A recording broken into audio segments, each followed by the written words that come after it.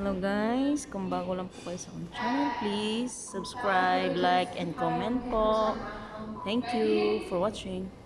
Fundamentals. Now, this doesn't necessarily apply to just hair color, but all color lines, and is the foundation to becoming an experienced colorist. Now, in order to understand how to color hair as a stylist, it's imperative that we understand the law of color. We like to reference the color wheel for this information to help you understand what that means. Let's start out with primary colors. Primary colors exist on their own and cannot be made. These colors are red, blue, and yellow. When all three primary colors are mixed together, the end result is brown and orange. Now let's take a look at secondary colors. Secondary colors are achieved when mixing two primary colors together. So for example, mixing red and blue will be violet, and mixing blue and yellow will give us green. And then we have tertiary colors. Tertiary colors are achieved when mixing a primary and a secondary color together in equal parts. Now I want you guys to take a look at colors that live opposite of each other on the color wheel. These are called complementary colors. And not only do they complement each other, but they also neutralize each other. So this is important to complement each other as well. For example, if you want to eliminate orange chunks from the hair, we would want to use a blue-based color because blue is opposite of orange on the color wheel, providing you with a neutral, brown, or blonde. This leads us to our next topics, the level system and underlying pigment. Level systems. Level systems are used to describe the level of lightness or darkness in the hair, with lower levels being darker and higher levels meaning lighter. KumanderDragon uses a level system from 1 to 10, with 1 being the darkest brown or black, and 10 being the lightest pale blonde. We actually removed level 2 because it's indistinguishable to the human eye to differentiate below 3. We also have to talk about underlying pigment. Now, underlying pigment is a natural hair pigment that is in everyone's hair, but it is visually exposed anytime we're lifting 2 or more levels.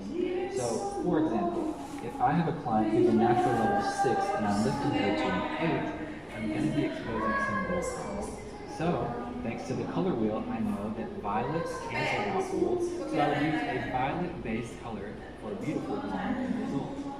Before we take a deeper look into hair color, let's take a look at the hair itself. Let's take a look at the structure of the hair. The hair is divided into 3 layers: the cuticle, the cortex, and the medulla.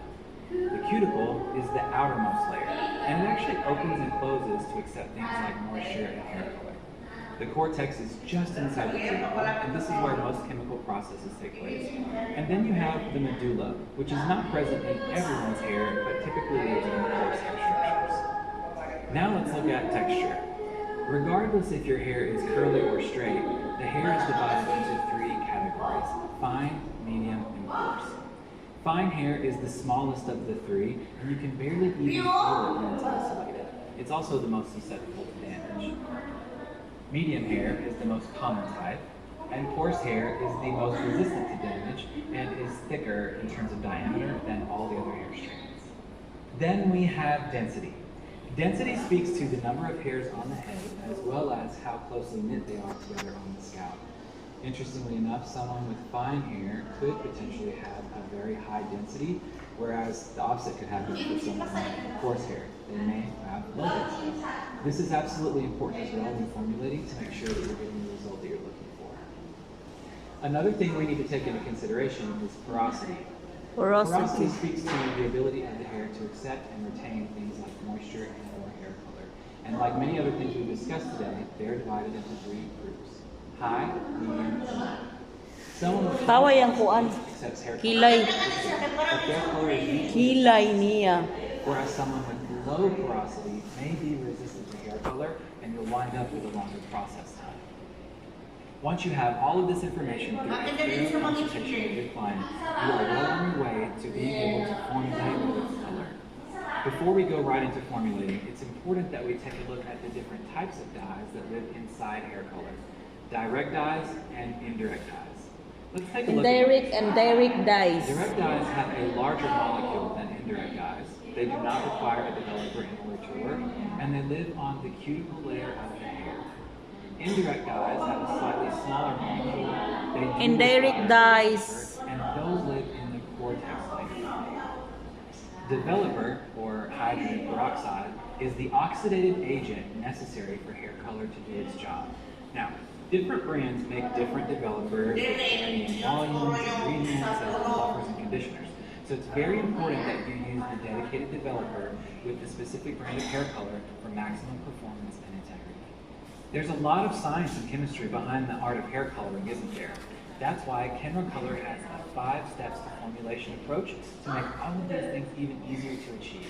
Check out our video called KumanderDragon 101 to know more.